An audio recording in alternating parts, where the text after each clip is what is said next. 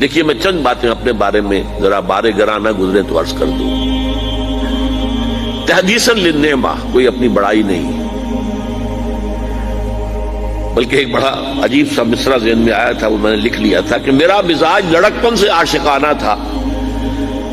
میرے اندر ایک تحریکیت جو ہے بچپن سے ہے. ہائی اسکول کا طالب علم تھا، علامہ اقبال سے متاثر تھا، تحریک پاکستان کا کارکن تھا، حصار ڈسٹرکٹ مسلم اسٹوڈنٹس فیڈریشن کا میں جنرل سیکرٹری تھا، اور دن رات دورے کرتا تھا. ہانسی جا رہا ہوں، سر سے جا رہا ہوں، مختلف مقامات پر ہم جلوس نکالتے تھے، جلسے کرتے تھے، نوائے وقت لے کر پھیل جاتے تھے، اسے اور سے جا کے بیچا کرتے تھے.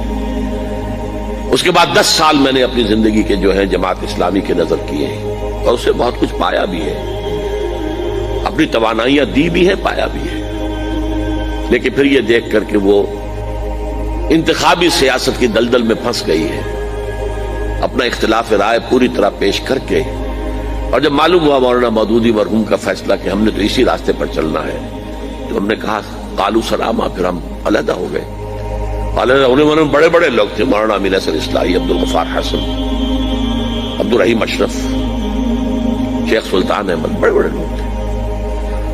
8 سال صحرائے تیہ کے اندر میں بھی بھٹکتا رہا کہ یہ بڑے لوگ کچھ کام کریں، یہ آگے آئیں اور یہ کوئی جماعت بنائیں. میری تو عمر 25 برس تھی اس وقت کل، تو میں تو کوئی تحریک کا آغاز نہیں کر سکتا تھا. They failed utterly. They tried but failed.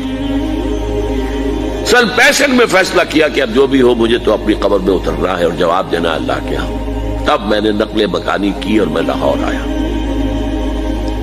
اس وقت سے میں نے کیا کام شروع کیا؟ وہی تجدید ایمان بذریعہ قرآن.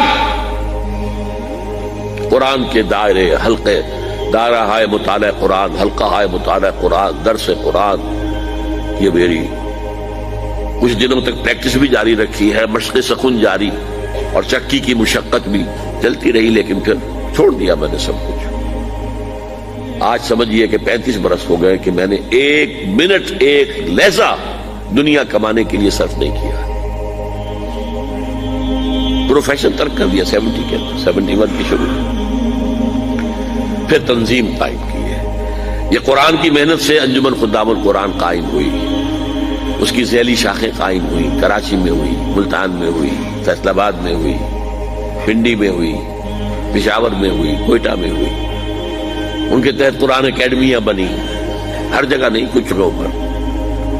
ہمارے ہاں بنی، کراچی میں بنی، بڑی بنی. قرآنی درسگاہیں، قرآنی 1 سالہ کورس، رمضان مبارک میں 6 گھنٹے کی تراویح کی نماز، دورہ ترجمہ قرآن کے ساتھ. پہلے قرآن کا ترجمہ سنو 4 رکوعوں کا، پھر کھڑے ہو کر قاری صاحب سے سنو، پھر بیٹھ جاؤ، پھر 40 منٹ 50 منٹ، پھر اگلے 4 رکوع جو ہے ان کا مطالعہ کرو، پھر کھڑے ہو جاؤ. 6 گھنٹے لگے. بہرحال اس محنت کا نتیجہ جو ہے وہ میں نے بتایا آپ کو کہ 2 کام، ایک تجدید ایمان بذریعہ قرآن اور اصلاح اعمال. قرآن جب دل میں اترا ہے تو حرام چیزوں کو چھوڑا ہے، شرعی پردے نافذ کیے، گھروں کے اندر کیے. حرام چیزوں سے کتنے ہی ساتھی ہمارے بینک کی ملازمتیں چھوڑ کر اور آدھی تنخواہ پر جا کر کسی ملازمت پر گزارنا شروع کیا. کتنے ہی تھے جو کہ رشوت لیتے تھے اور ان کے گل چھرے تھے، اور اس کے بعد ان کے سوکھی روٹی ہو گئی، گوشت ان کے گھر میں آنا بند ہو گیا. یہ سب کچھ ہوا ہے، ہو رہا ہے. رفتار کم ہے لیکن ہو رہا ہے. یہ نہ سمجھی کہ ہے نہیں، ابھی نظر نہیں آ رہا ہے لیکن ہو رہا ہے. اس کے بعد تنظیم اسلامی قائم کی کہ بھائی اب اگر قرآن تو کہتا ہے قائم کرو دین کو، ہم نے اپنے رسول کو بھیجا ہے دین کے اظہار کے لیے، غلبے کے لیے، جہاد کرو اس کے لیے. سورہ صف میں بھی فوراً اس کے بعد جہاد. یا ایھا الذین آمنوا ھل ادلکم علی تجارۃ تنجیکم من عذاب علیم تؤمنون باللہ ورسولہ وتجاہدون فی سبیل اللہ باموالکم وانفسکم. اور سورہ صف میں تو جو سخت آیت آئی ہے، نبی ان سے کہہ دیجئے قل ان کان آباؤکم وابناؤکم واخوانکم وازواجکم وعشیرتکم واموال اقترفتموها وتجارۃ تخشون کسادها ومساکن ترضونها احب الیکم من اللہ ورسولہ وجہاد فی سبیلہ فتربصوا حتی یأتی اللہ بامرہ واللہ لا یہدی القوم الفاسقین. اے نبی کہہ دیجیے اے لوگوں، اگر تمہیں اپنے باپ اور بیٹے اور بھائی اور بیویاں یا بیویوں کے لیے شوہر اور رشتہ دار اور وہ مال جو تم نے بڑی محنت سے جمع کیے اور وہ کاروبار جو تم نے بڑی محنت سے جمائے ہیں اور اندیشہ رہتا ہے کہ کہیں کساد بازاری نہ ہو جائے، اور وہ محل جو تم نے تعمیر کیے ہیں، جو حویلیاں بنائی ہیں جو تمہیں بہت محبوب ہیں، اگر ان 8 چیزوں کی محبت اللہ اور اس کے رسول اور جہاد کی محبت سے بڑھتی ہے، اگر زیادہ ہے تو جاؤ دفع ہو جاؤ، انتظار کرو یہاں تک کہ اللہ اپنا فیصلہ سنا دے. اور اللہ ایسے فاسقوں کو، ناہنجاروں کو زبردستی ہدایت نہیں دیتا.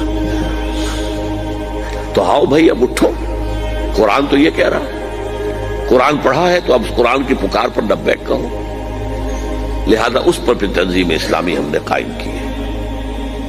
بہرحال 1965 سے جو میں نے لاہور آ کر کام شروع کیا، اب یہ 2005 ہے، پورے 40 برس مجھے ہو چکے. اگرچہ ایکٹیوسٹ کی حیثیت سے تو میں اپنے زمانہ طالب علم سے ہوں، اور درس قرآن تو میں نے میڈیکل کالج کا طالب تھا تب سے شروع کر دیا، لیکن یہ تو میرے 35 سال جو ہے 40 برس اس کام میں لگے ہیں. اب میں آپ سے تعاون مانگتا ہوں. من انصاری اللہ، بلکہ میں اس سے آگے بڑھ کر کہتا ہوں من انصارنا اللہ. اب چونکہ جماعت ہے، تنظیم ہے، اب میں اکیلا نہیں ہوں. گئے دن کے طلحہ تھا میں انجمن میں، یہاں اب میرے رازداں اور بھی ہیں، ساتھی ہیں میرے. ایک قافلہ چھوٹا سا ہی چل رہا ہے، اور میرا معاملہ تو یہ ہے کہ میں تو اب چراغ سحری ہوں. کبھی کبھی آج کل مجھے خیال آتا ہے یہ میں اتنا ایکٹیو ہو گیا ہوں. میں 33 دن کا انڈیا کا دورہ کر کے آیا ہوں، اور کم سے کم 30 دن تو روزانہ رات کو یہی نشستیں رہی ہیں. 2 گھنٹے تقریر، 1 گھنٹہ کوسچن آنسر، اور دن میں اس کے علاوہ پروگرام بے تاش. یہ میں نے کیسے برداشت کر لیے، کیسے جھیل لیے؟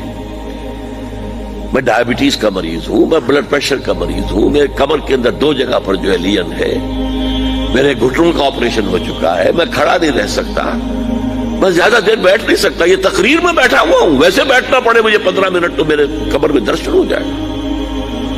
اس حالت میں مجھے کچھ نہیں ہوتا، کوئی شے مجھے جو ہے پریشان نہیں کرتی.